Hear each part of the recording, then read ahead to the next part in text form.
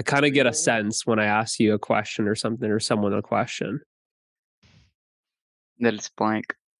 Yeah, it kind of shows you, it's like I said, it shows you how open you are. The more open you are, the more your mind will just like feel like as soon as you connect on the call, boom, it's like it's gone. It's gone. Yeah. Someone who's more closed, it's like they'll still have that a lot of like thought activity happening. Someone who's really closed won't even get on this type of call.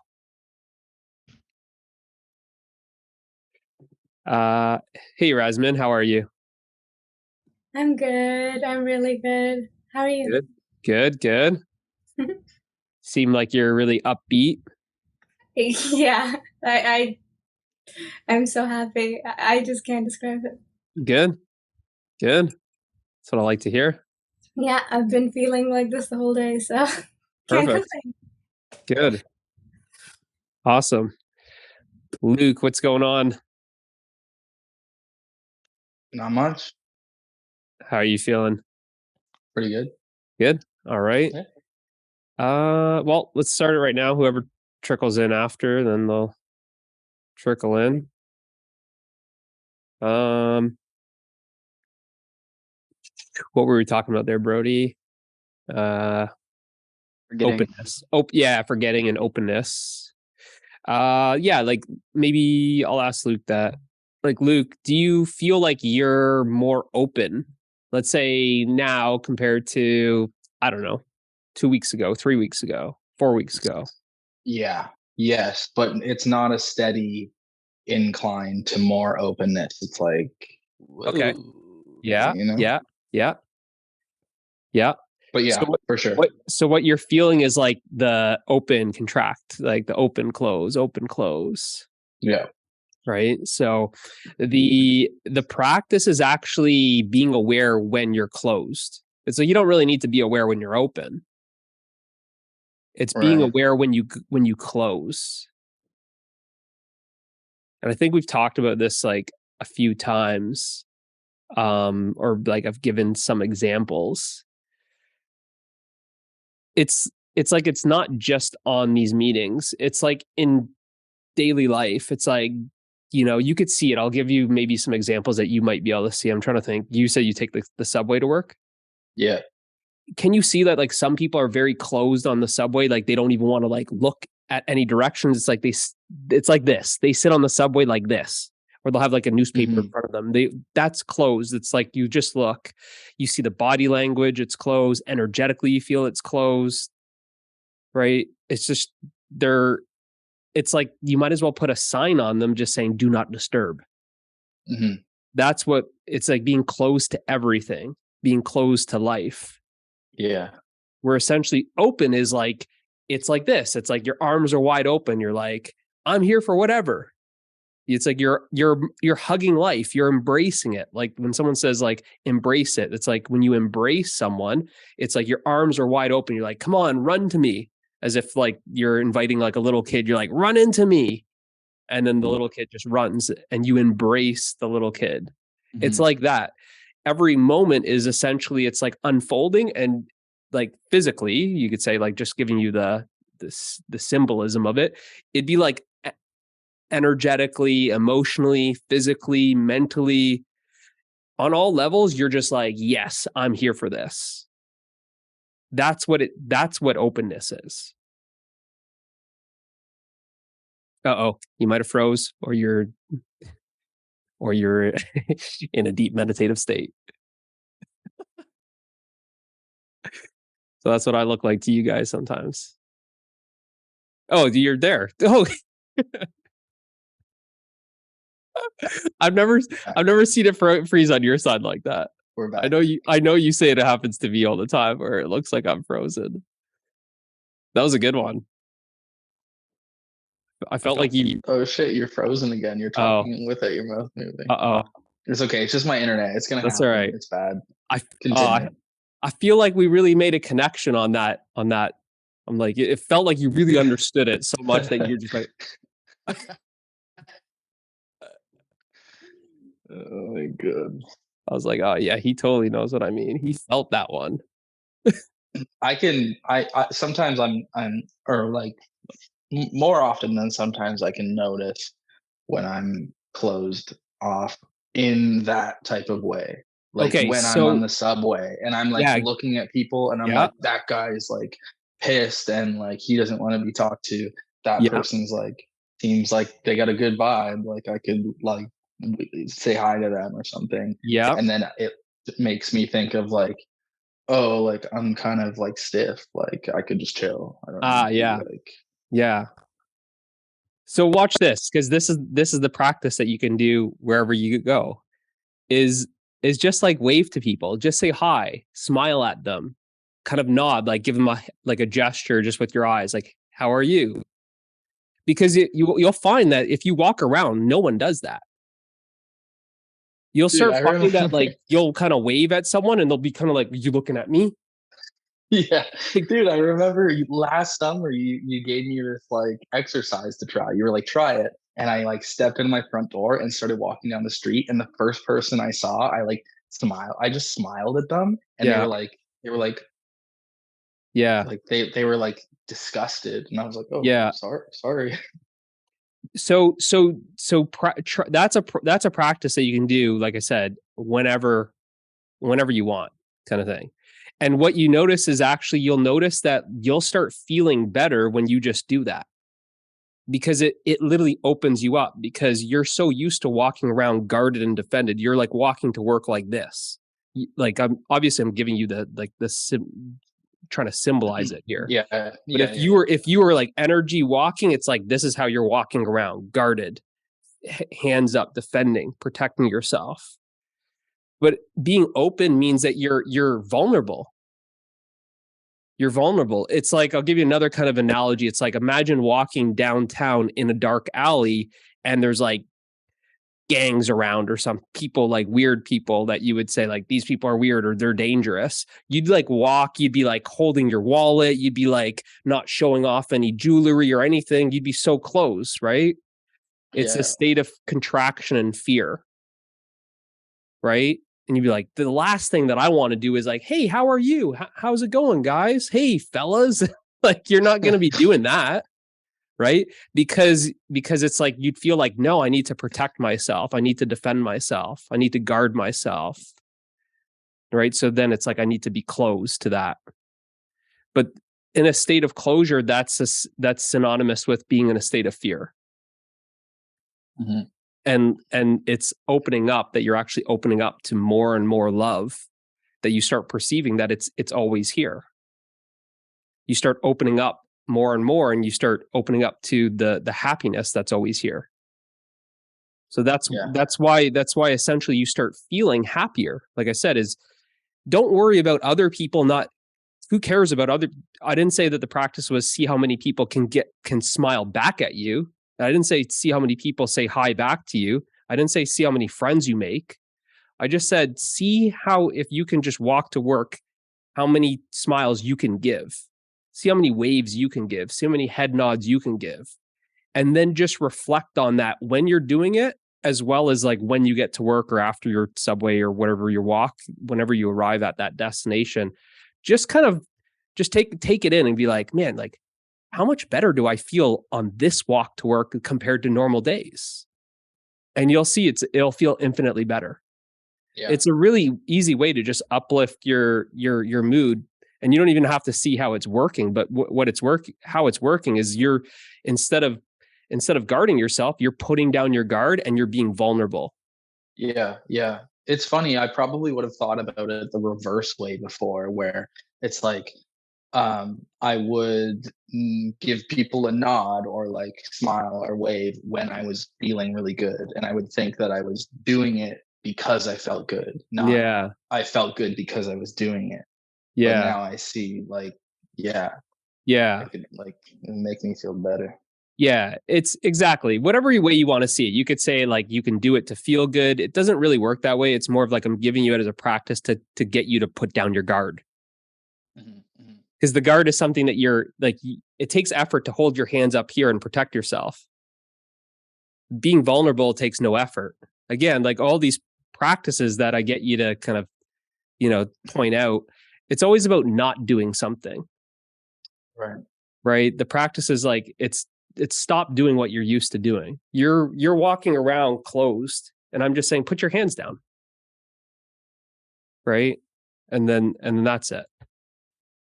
Right. So that's kind of it. But you'll see if you try it, like I said, there's one thing talking about it, the other thing is trying it.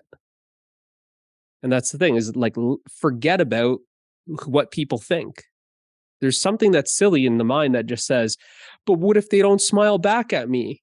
What if they don't wave back at me? What if they don't give me a head nod? What are people going to think if I'm smiling at them? Aren't they going to think that there's something wrong with me? Like, listen how silly this sounds. Yeah.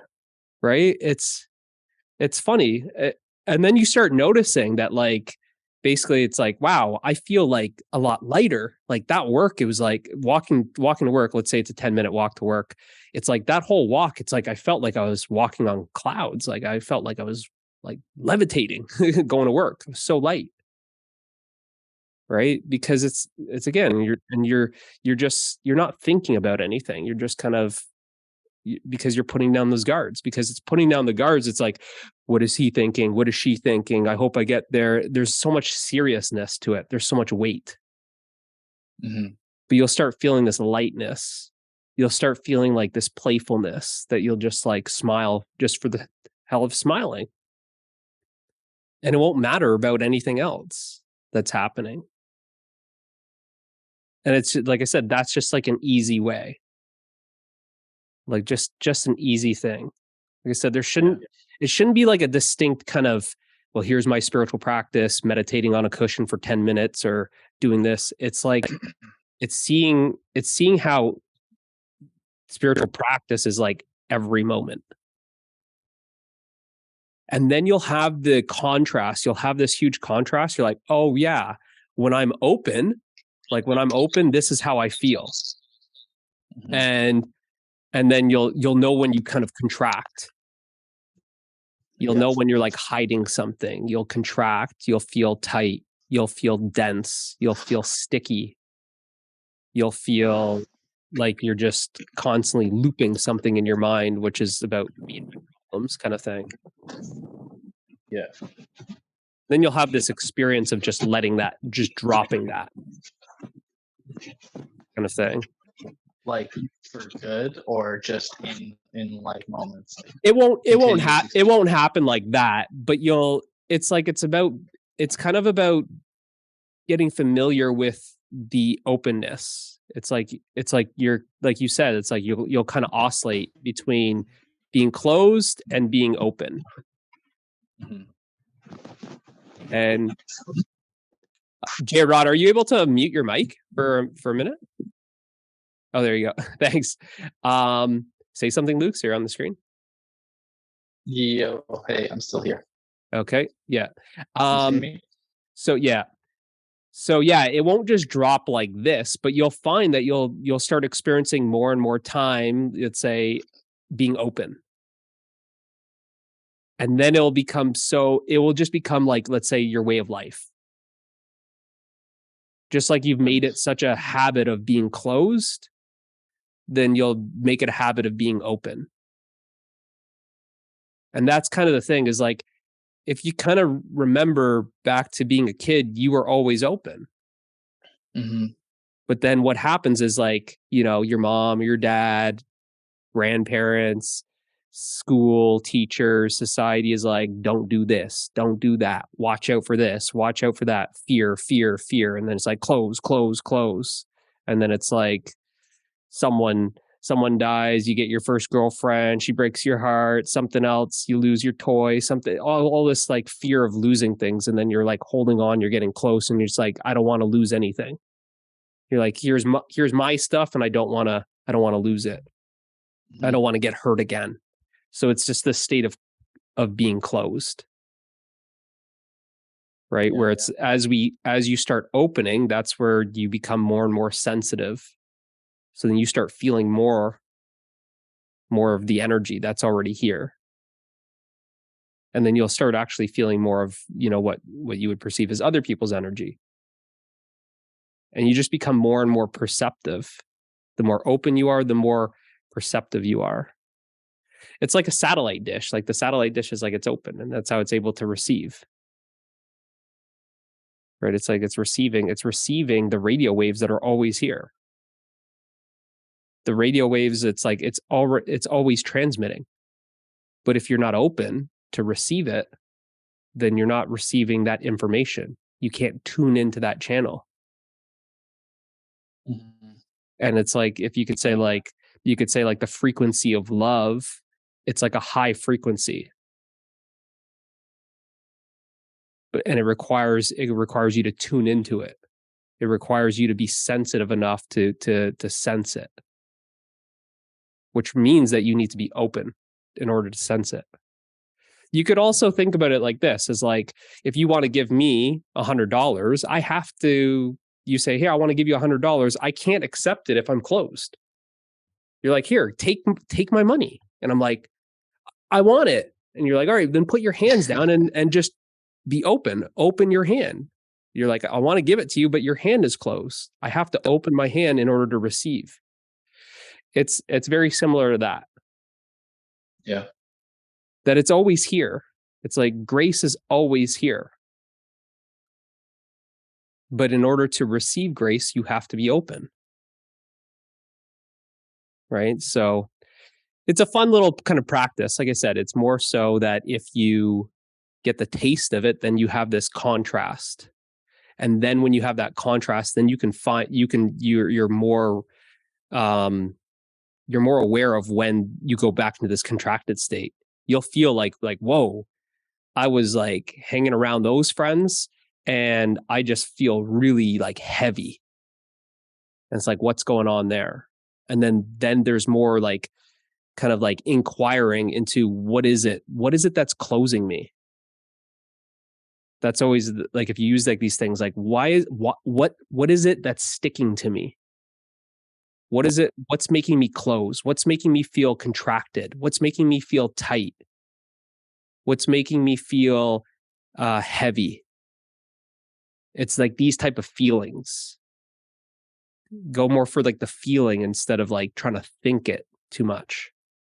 Okay. So the feeling shows up. Yeah, I feel kind of heavy. And then it's like, why am I feeling heavy? What am I holding on to? Yeah, I feel closed. What am I closing off to?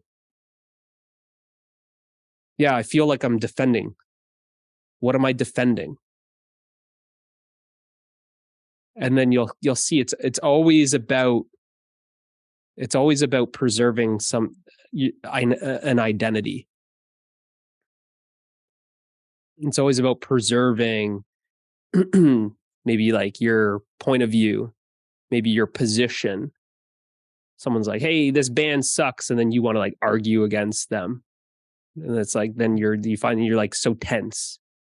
You're like, damn it, they made me so angry. Why did you get angry? It's because you're defending something.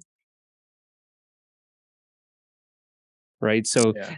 And then that's how you start basically seeing more and more of these patterns, essentially, that are like holding this contraction. As you start seeing more and more of it, that always the contraction, always the heaviness, always the stickiness, always the closure, always the guarding, always the defending.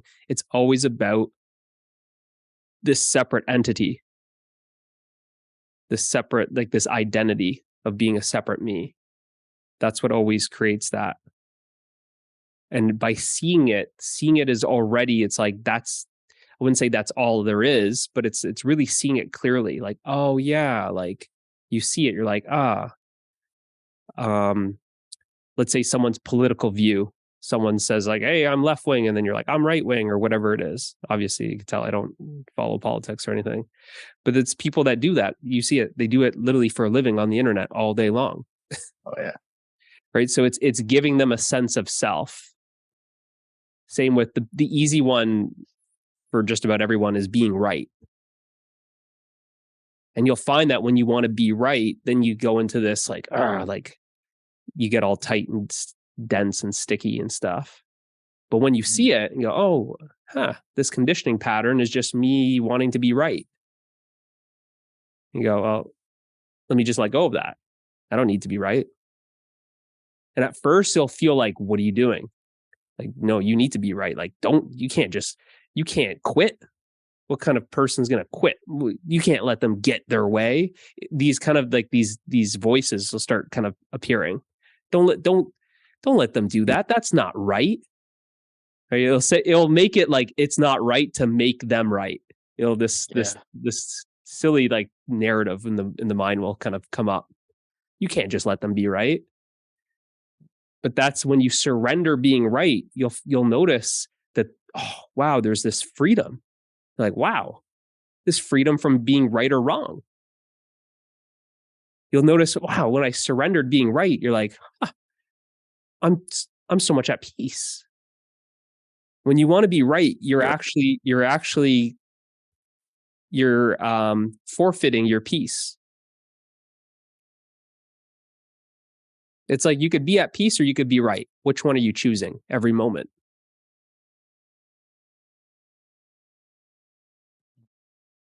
The one that wants to be at peace is, yeah, you're right. So you want to be right? Sure. No problem. Because it has no value. Because they value peace more than being right. The mind is all conflict. It doesn't want that peace. It would rather just create that battle. Oh, you want to be wrong? You want to be right? Well, I want to be right. So now we gotta fight it out. Who's the winner? It wants the battle. It wants the competition. Right? Until you start seeing that that's like it's always a dead end. It's always like this constant battle that there's never no one wins. And then you go, oh, well, hey, if I just let go of it, if I let go of being right, you're like, it feels like exactly what my body just did. It feels like you just let go of it, let go of being right. And then you kind of sit back a little bit, resting in peace. And then you stay back here more and more. And then you start seeing that all of this commotion, you're like, let them have it. This is way better back here. It starts feeling, it's like, this is VIP seats. It's like back here, you're like, why would I do that? Why? That's draining. That's just drama. That's conflict. And then you start seeing how everyone's in that game. Everyone just wants the drama. Did you hear what she did? Did you hear what he did? Drama, just stirring it up. That's the mind. It's just like, it wants the entertainment. You look at like these type of shows like the Kardashians or these reality TV shows. It's always like, who's got the dirt? Someone just wants to stir the shit. You're like, hey, did you hear what they did? No, tell me. Oh, you didn't. Did she really? And it's like the ego just wants the juice. It's just like, yeah, give me the dirt. Give me the dirt. Yeah. It's like, tell me, oh yeah. Oh, you got a secret to tell me? Come, tell me. You mean I'm the only one that's going to know this secret?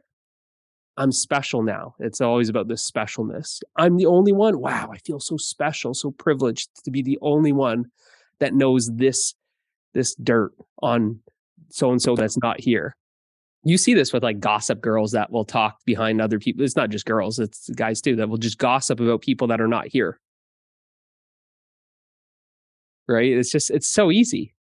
Yeah, there's certain people I can't hang out with because it's just like no matter what, they'll immediately go to that. And I'm just like it's not that. It's an energy that all of that is feeding the ego. It just feeds it. It's like it's food.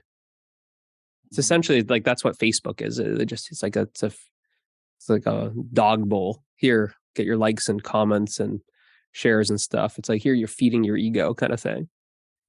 You're just putting it out there kind of thing.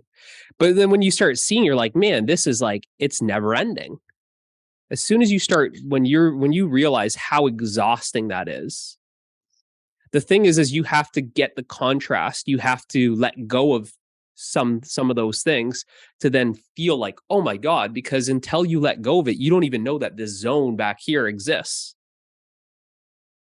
This space of like being on the sidelines and watching it all, it's like you don't know that exists. You're so used to just running up and down the field in the activity of the conflict and the battle and the drama and all of that stuff, that you don't even realize that you can just sit back and you're like, huh, I just sit back here, like, this is VIP seats. I'm not involved in it. I can watch other people just do this game all day long and I don't have to get involved in it. It's like you discovered a zone that no one else knows about. And it feels a lot like this open space that's relaxing. It's like, wow, now I can just put my feet up.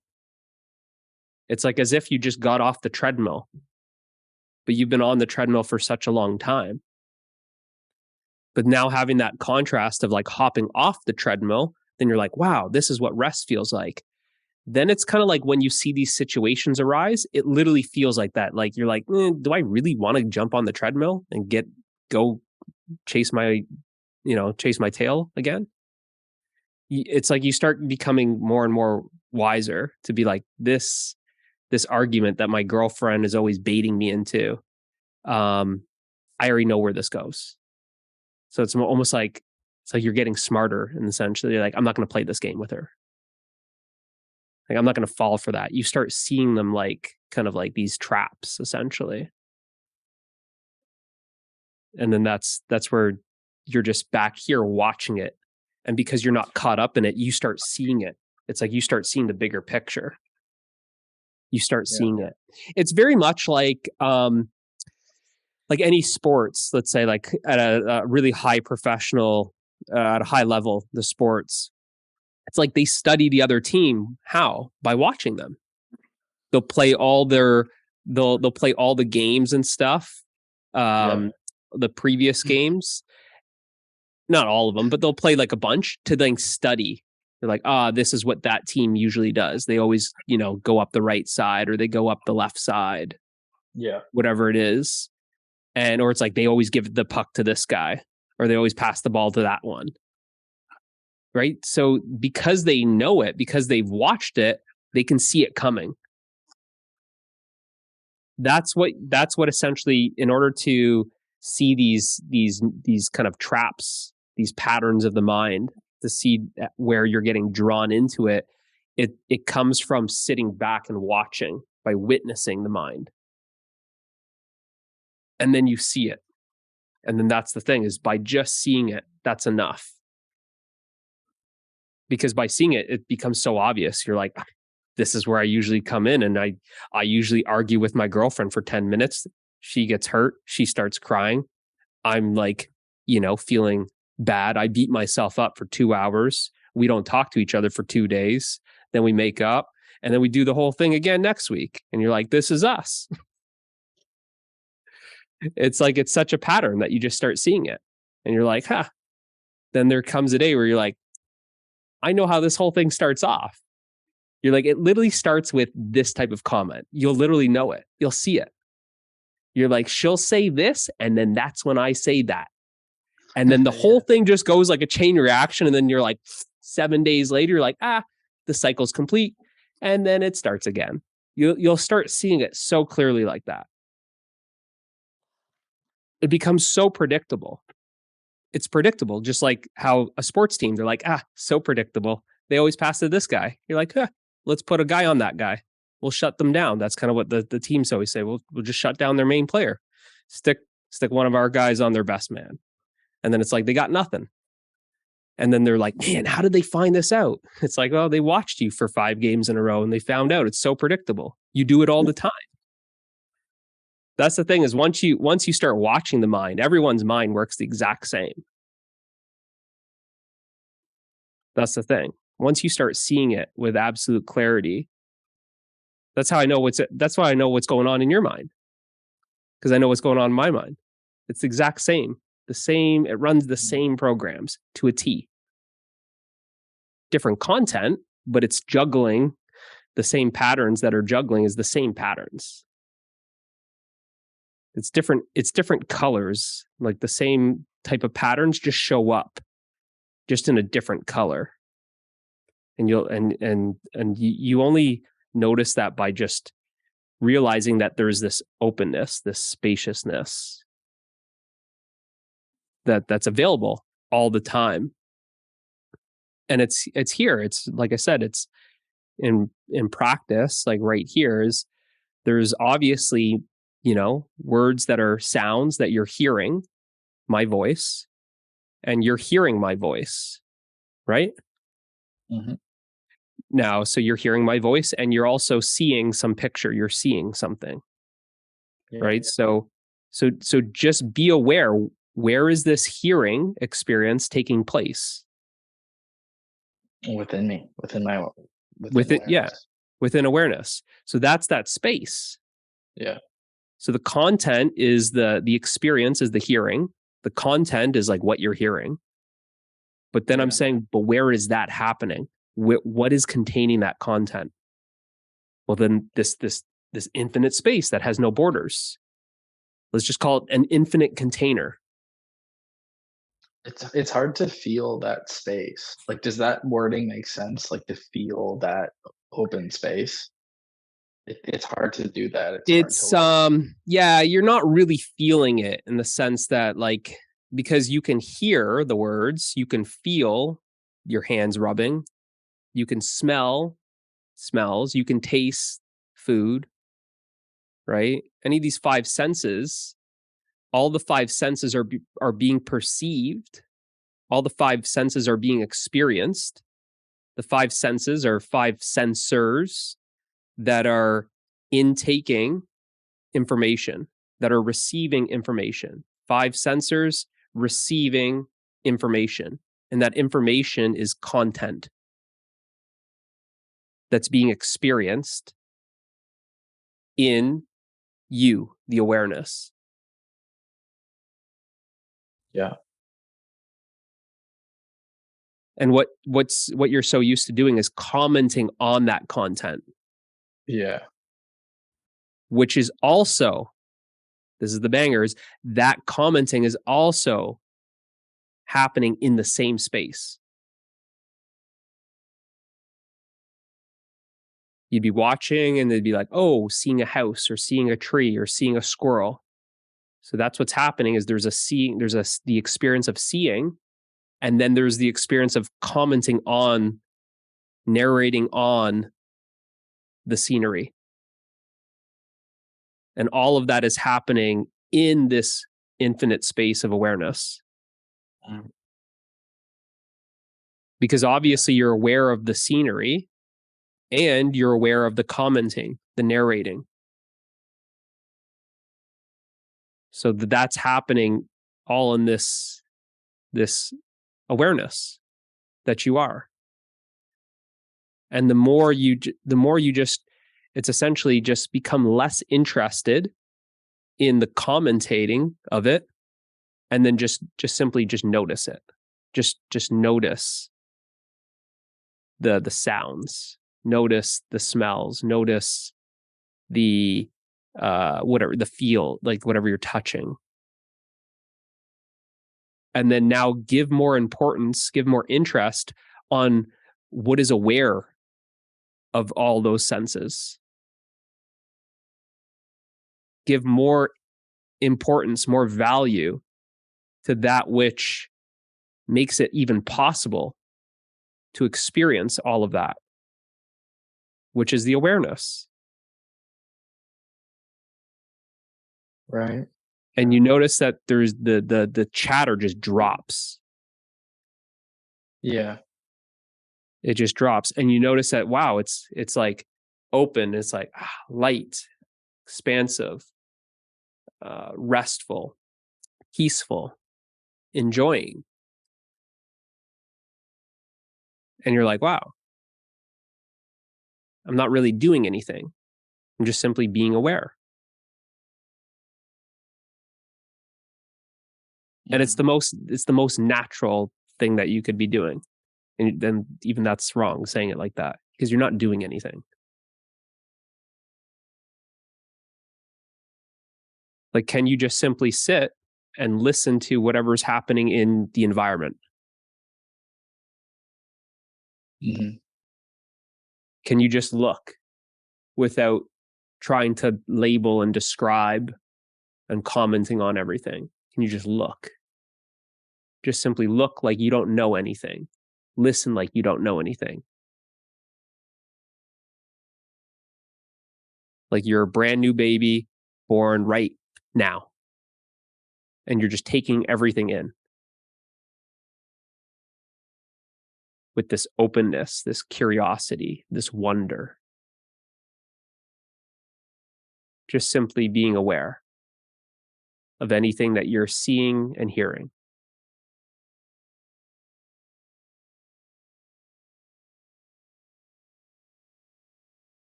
And how does that feel for you?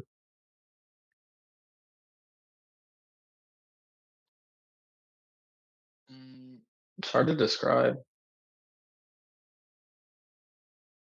Does it feel like a lot of effort's being made? No. No. It feels like more stripped down, right? Like something else has been removed. Hmm. Something that's usually always there, Hmm. getting in the way, making it kind of feel like the experience is clumsy or unnatural, that has been removed. So you might not have the words to describe it, but one word would definitely be, it feels natural. Yeah.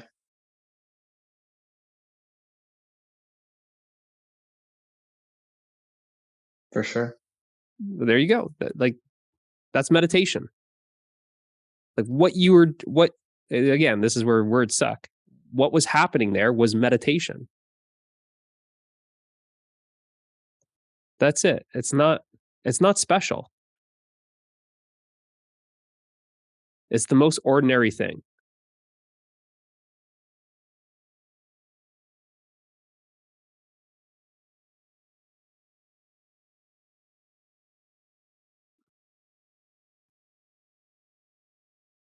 Seems like restful. Yeah. And then whatever's happening, you could go about doing dishes, vacuuming, sweeping, whatever it is. Just walking and just, you could say, like, even though I don't want to give you instructions, because there's not really how to give me the what's the 3 steps to do nothing, right? It doesn't make any sense. But just how I gave you some cues there, like just look at things. Can you wash dishes with the same openness, the same curiosity, the same like not knowing? As if you're just washing dishes, but you don't know it's water. Hmm. And then you're now like, like the sensation, like the temperature, the bubbles, the smell. It's like you become way more sensitive to everything. And there's more an appreciation for the experience because you're resting as the awareness, the one thing that's fundamental, that's not a thing, but that fundamental awareness, that's what makes experience possible. If you are not aware, none of this would be possible. The whole world, you wouldn't be able to experience it. You wouldn't be able to experience a body. You wouldn't be able to experience anything that you would call other people. Take away awareness and none of this exists. Now, the beauty is that you can never take away awareness. Awareness never ceases to exist. It's always ever present because it's the reality of everything. And it's what you are.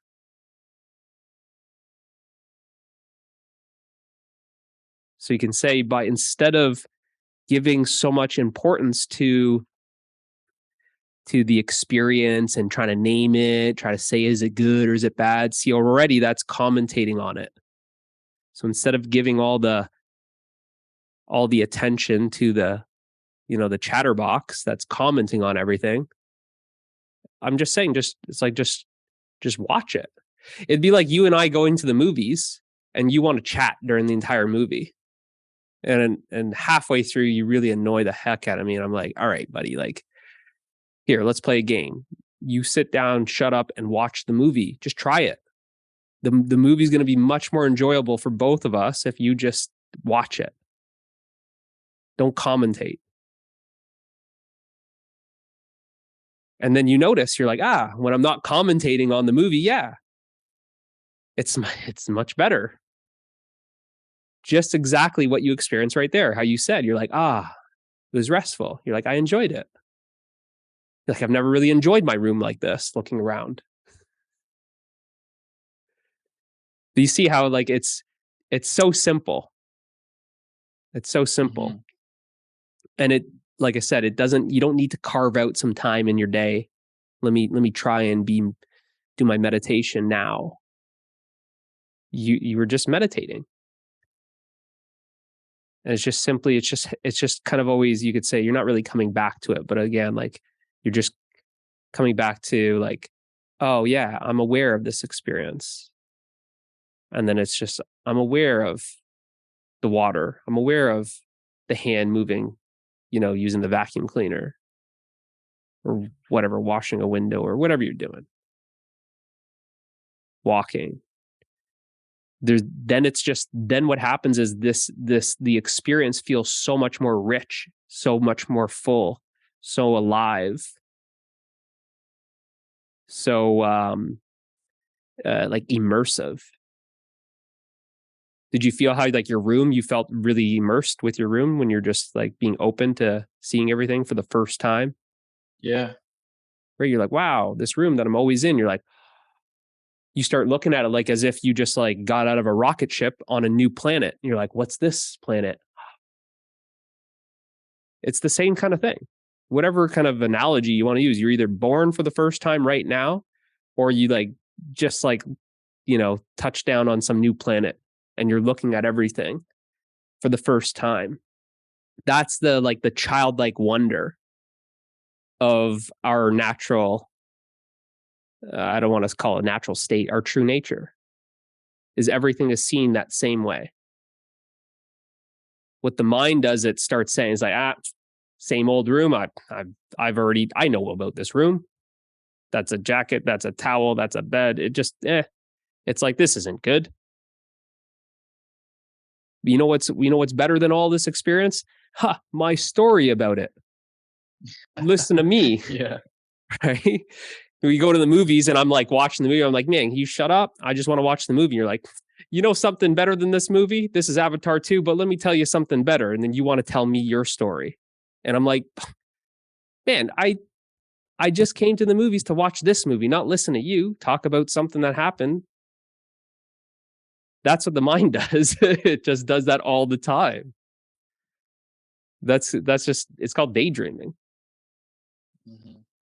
Here's the present moment. It's right here. This is the destination. You're already here. But then you're daydreaming about trying to be somewhere else. So then you miss life completely. That's the thing. So you could say it's like almost like you're making a habit of dreaming of being somewhere else. Just notice how amazing this is. And realize that there's only this. There's not something else. There's only this.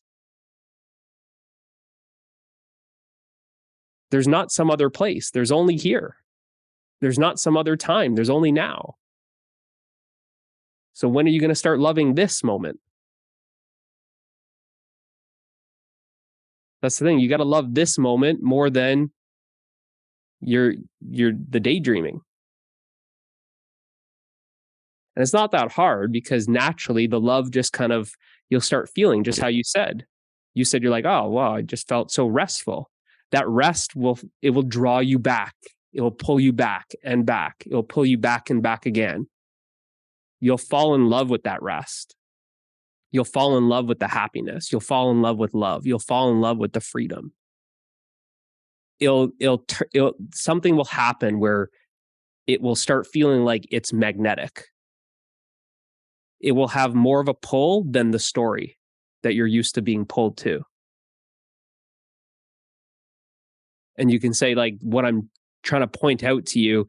It's like I'm giving you like an introduction to like something else, a new dimension that you are always overlooking. Like you're always used to this chatty mind. That's just one dimension. It's like, here, check out this dimension. This you haven't really explored this yet. So then it's like, I take you there. I'm like, here, this. You've been living your entire life over there on the left side, but now here's the right side. It's kind of like that. And then you just get a taste of it. You start exploring it a little bit. You start liking it. And you're like, wow. You like it so much. You're like, I'm never going back to that one. They'll just start feeling like that. And then the other, you'll see that the whole mind chatter stuff, it'll just become so irrelevant. If they want to gossip, let them gossip, because you're like, I love this peace. I love this restfulness. Girlfriend wants to start a fight. You're like, she can fight with herself. I love this rest. I'm not getting involved today. No. That's the thing, is like when you're addicted to something, because that's the thing, is like we're all addicted to the mind, essentially. I just have to show you something that's far superior, and you'll drop that addiction like that. Yeah. It's like anything. You used to like riding a bike. Then you got a car. Then you said, screw that bike. I can get to places faster because the car is superior than the bike. It's easy to let go of a bike when you have a car. It's the same idea. Once you get a taste of something that feels superior to the nonsense of the mind, it's easy to drop it.